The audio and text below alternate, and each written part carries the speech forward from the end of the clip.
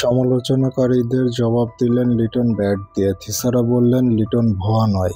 ঢাকার ইনিংসে সর্বোচ্চ ৭০ রান করেন লিটন। লিটনের ইনিংসটা পরিষ্কার দুই ভাগে করা যায়। প্রথম অংশে লিটন ছিলেন খুব আঁটো-সাঁটো।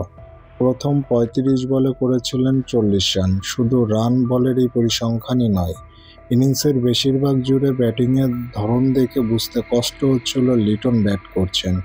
সেই লিটনই ঝড় তুললেন ইনিংসের শেষ ভাগে। পরে ১৩ বলে তুললেন ৩০ রান। সিলেটের শেষ দুই ম্যাচে 50 ও সেঞ্চুরি করা ঢাকা ক্যাপিটালসের ব্যাটসম্যান লিটন চট্টগ্রামের দ্বিতীয় ম্যাচে করলেন প্রথম 50। শেষ পর্যন্ত ১৯তম ওভারের শেষ বলে লং অফে যখন ক্যাচ দিলেন, লিটনের রান ৪৮ বলে ৭০। ঢাকা ক্যাপিটালস আজ ৬ উইকেট হারিয়ে ১৯৬ রান সংগ্রহ করে ৬ রানে জয় পেল ঢাকা ক্যাপিটালস।